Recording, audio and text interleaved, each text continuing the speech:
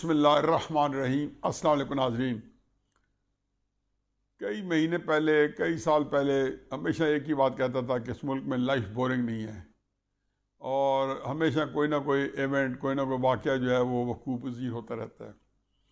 बहरहाल अब तो इतनी भरमार है कि वो कहते हैं ना तमसीलन कि कमर दोहरी हुई जा रही है सारे वाक़यात को देख देख के।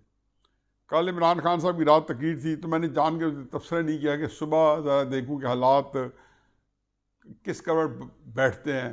फिर आज असम्बली का इजलास भी होना था, बुलाया गया था और फिर उस हवाले से मज़ीद और बहुत कुछ था। तो चुनाचे इंतज़ार जब किया तो नए से नई चीज़ें, बुज़दार के ख़िलाफ़ तहरीक एतमाद आ गई। अचानक पता चला और मुझे उससे यकीन नहीं आया कि परवेज़ इलाही साहब मुनीस इलाही साहब के साथ बनी गाला जा रहे हैं। मुझे अपनी कानों में यकीन ना आया क्योंकि मैं इस बारे में हतमी राय दे चुका हूँ और हॉर्सेस माउथ से सुनी बात जो है वो आप तक पहुँचा चुका हूँ कि काफ लीग ने हर सूरत में अपोजिशन का साथ देना है। तारिक बशीर चीमा जो है वो किसी सूरत में, मैं उनको बहुत अच्छी तरह जानता हूँ, उसके अजाय तरकीबी मैं जानता हूँ। और फिर चौधरी शुजात साहब, मैं हकीकत समझता हूँ कि बहुत ही वो समझदार आदमी है और बिल्कुल सही जिसको कहना चाहिए फहम और फरासत उनमें अभी भी कूट कूट के भरी है। किसी सूरत में ना शुजात साहब का बेटा जाएगा, ना तारिक बशीर चीमा जाएगा, ना वजाहत साहब का एक बेटा MNA वो जाएगा। 4 MNA जो है वो इमरान खान साहब आपको नहीं मिलेंगे। ये सौदे आपको बड़े कच्चे सौदे हैं और इसलिए इसको अभी थोड़ी को बहुता समझें। परवेज़ इलाही साहब बकलम खुद मेरा ख्याल है कि बहुत ही बुरा फैसला किया है। परवेज़ साहब को शायद बाद में एहसास होगा कि उन्होंने कितना तकलीफ दे फैसला किया और वो मुनीस इलाही साहब के कहने के ऊपर। और वो मुनीस इलाही साहब जिनकी इमरान खान साहब ने जिसको गिरफ्तार कराना चाहते थे और जिसके बारे में वो सख्त कलमात कह चुके थे। मेरा ख्याल है कि ख्याल मुनीस को करना चाहिए था कि वो अपने वाले साहब को प्रेशर में ना लाते। चौधरी ख़ानदान जिनके अंदर एक बाल बराबर दरार नहीं थी, वहाँ इतनी बड़ी दरार सामने आएगी। और चौधरी शुजात साहब जो कि इस फैमिली के एक पैट्रियट थे, एक उनका एक जिसको कहना चाहिए कि बुज़ुर्ग को तस्लीम किया गया था, उनकी हुक्म अब्दूली होगी और परवेज़ इलाही साहब मुनीस को लेके चलेंगे। पहले मेरे ख्याल में जो तरसीब से वाक़यात हुए हैं, वज़ीर आज़म की तकरीर, वज़ीर आज़म की तकरीर 10 लाख बंदा इकट्ठा होना था, कर सके या नहीं कर सके इसके बारे में कोई तबसरा नहीं करता हूँ।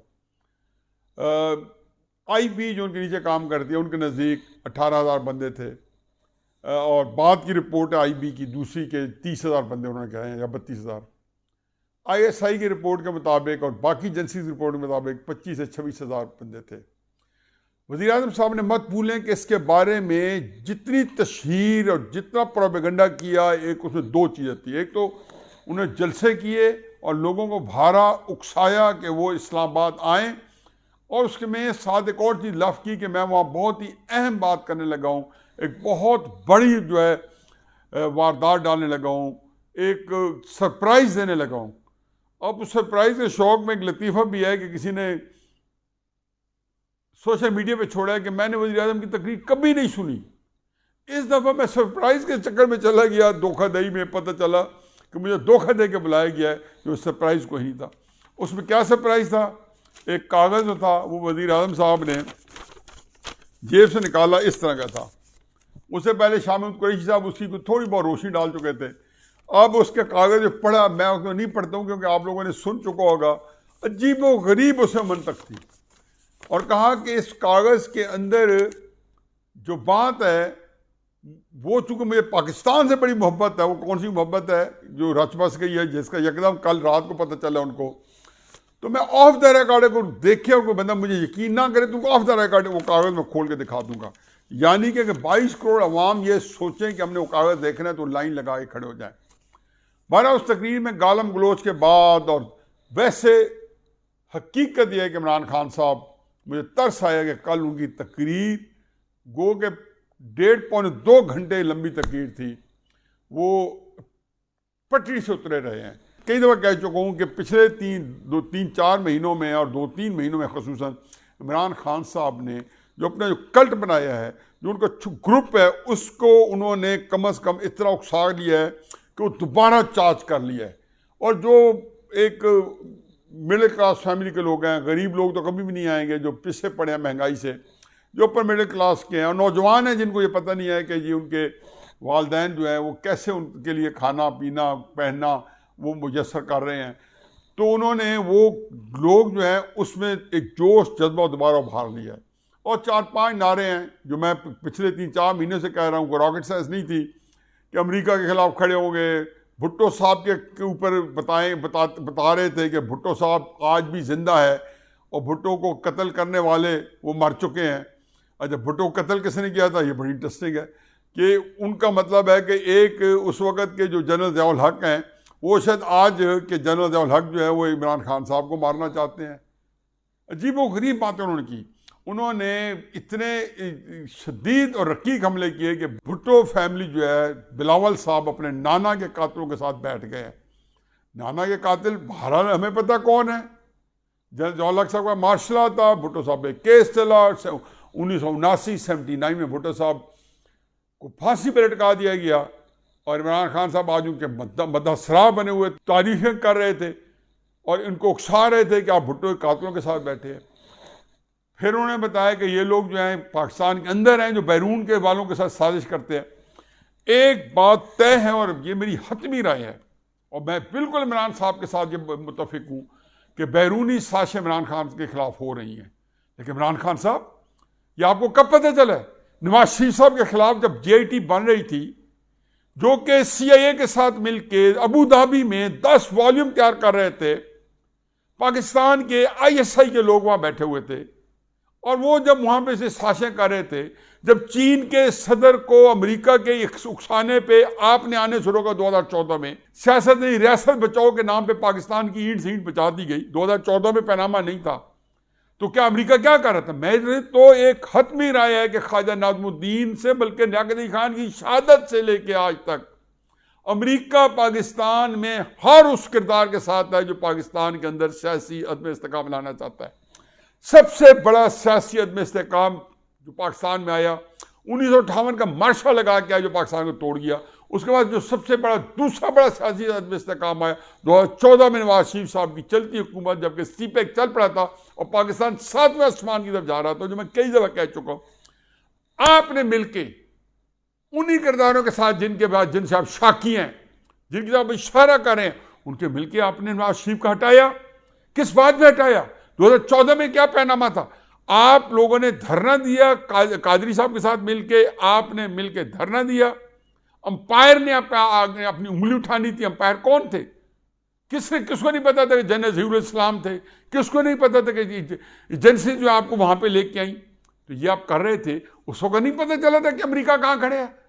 फिर जो पैनामा बना, पैनामा के पीछे पूरी तारीख है दुनिया की कि किस तरीके से ये सारे पेपर लीक किए गए और लोगों की कहाँ अमेरिका ने हुकूमतों को डिस्टेबलाइज किया। मेरा उससे कोई गर्ज नहीं।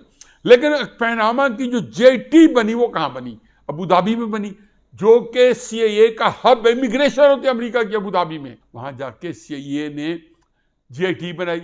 सऊदी अरेबिया से इंफॉर्मेशन किसी को नहीं मिल सकती सिवाय अमेरिका को। कहते हैं अमेरिका का आपने बिगाड़ा क्या है कि जो आप ट्रंप के पास जा रहे थे मई 2019 में और बाछें खिली हुई थी और बता रहे थे कि आप वर्ल्ड कप जीत के आ रहे हैं, आपने अमेरिका के साथ क्या किया है? आप इस वक्त पाकिस्तान में जा रहे हैं, अपने कारनामे आपने बताए कि मैंने एहसास प्रोग्राम, बेनज़ीर प्रोग्राम का आप नाम नहीं लेते क्योंकि आपके अंदर इतनी दयानतदारी नहीं कि बताएं कि ये बेनज़ीर इनकम स्पोर्ट्स प्रोग्राम जो था उसका नाम आपने एहसास रख दिया। हो सकता है जमा तफरीक की हो। आपने ये सारे जो काम गिनाए हैं वो बताएं कौन सा है, आपकी लेगेसी कौन सी है? भुट्टो से आप अपने आप को मिलाते हैं? भुट्टो ने पाकिस्तान को न्यूक्लियर प्रोग्राम दिया, भुट्टो ने पाकिस्तान को आईन दिया, भुट्टो ने पाकिस्तान में एक पुराना मसला था जो अहमदियों को अक़लियत करार दिया। भुट्टो को तो इस वजह से उतारा गया, अमेरिका उससे इसके खिलाफ हो गया था। भुट्टो ने यहाँ पे चलो झूठा सच्चा जो भी एक इस्लामी निज़ाम दिया, जुम्मे की छुट्टी की, जुआ बंद कराए पाकिस्तान में, शराब खाने बंद कराए। भुट्टो ने पाकिस्तान के अंदर, अफगानिस्तान के अंदर भुट्टो ने जिसको कहना चाहिए कि उन कुव्वतों को सपोर्ट दी कश्मीर के अंदर जिहाद करने वाले लोग थे, शिकस्त खाने के बावजूद तो वहां से उनको आगे किया, जंगी कैदी रहा कराए, हिंदुस्तान की कैद में थे। आपकी क्या लेगेसी है? नवाज शरीफ की लेगेसी देख लें, 12,000 मेगावाट बिजली, मोटरवे जिनका जिक्र कह रहे थे, हमने हाईवे बनाए, सस्ते बनाए, आपने खाक बनाए। कौन सा हाईवे बनाया आप नाम बता दें। जब से नवाज शरीफ की आप फीते काटों से बनाए मोटरवे पे, कराची से लेके ऑलमोस्ट पेशावर तक थोड़े से पैच के अलावा मोटरवे बना हुआ है, 12,000 मेगावाट बिजली पैदा हुई। गवादर पोर्ट जो है सरदारी साहब ने चीन को दिया, नवाज शरीफ ने उसके दौर में वो डेवलप हुआ। सी पैक इतना बड़ा प्रोजेक्ट था, आपने आते ही आपके वजीर ने कहा कि सी पैक हम शेल्फ कर रहे हैं। ये सारे हुआ। असद उमर साहब गए, उन्होंने कहा था कि चीन की पाबंदी थी कि हमारा मुआहदे जो है आप IMF को, अमेरिका को नहीं देंगे। असद उमर साहब ने IMF को जाके मुआहदे दे दिए। आपने सी पैक से निकाल के IMF में फंसाया। ये आपने पाकिस्तान पे एहसान किया, पाकिस्तान की चूल्हें आपने हिला दी।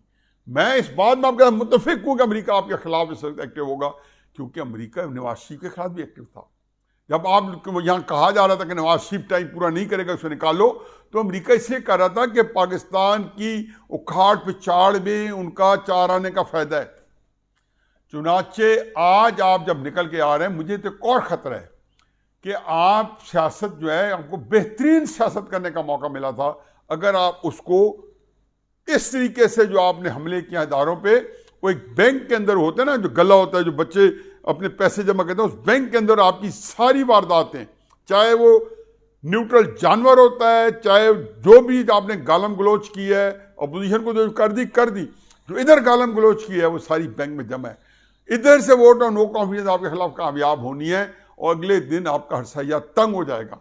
भुट्टो का अंजाम आपने देखा, अल्लाह ना करे आपका अंजाम हो, लेकिन आपकी सियासत का वो अंजाम आप देखेंगे। एक ही चीज़ है, अगर आपकी सियासत का अंजाम वो ना हुआ तो अपोजिशन तो अपनी सियासत हार चुकी है।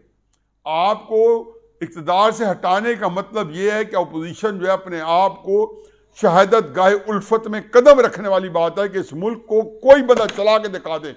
ये शौक चढ़ा हुआ है ना शहबाज शरीफ साहब को वज़ीर आज़म बनने का, ये देखिए होता क्या। अल्लाह करे कि नवाज शरीफ साहब जो है वो, उनकी जो अकल है वो काम आए और छा जाए और वो इसको फ़ौरन ना डिज़ोल्व किया तो इमरान खान साहब की सियासत बड़ी मजबूत हो सकती है। लेकिन इमरान खान साहब को सियासत कोई करने नहीं देगा। उन्होंने अपने जो अज़ाइम जाहिर किए हैं और जिन लोगों पे कहते हैं you live by the sword you die by the sword, आप तलवार की ताकत पे आए थे, आपने तलवार के साथ आपका गला कटना है।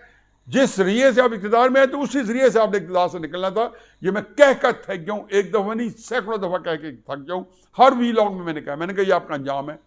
नवाज शरीफ साहब को मैंने कहा था कि इमरान खान पे ये वक्त आए तो आपने इमरान खान साहब का रोल अदा नहीं करना। मुझे अभी भी यही दुआ है कि नवाज शरीफ साहब किसी तरीके से इन लोगों का आलाकार ना बने। का आलाकार इमरान खान बना रहा है और उसे पूरे पाकिस्तान को जो नाकाबिल तलाफी इमरान खान ने पहुँचाया है, उसके सिलसिलेदार इमरान खान भी है, उसको लाने वाले भी हैं, बल्कि सबसे ज़्यादा वो हैं। अब रहा ये बात कि जी इमरान खान, वो कहता है खीर पकाई आंगन में चरखा दिया जला, आया कुत्ता खा गया तू बैठी ढोल बजा।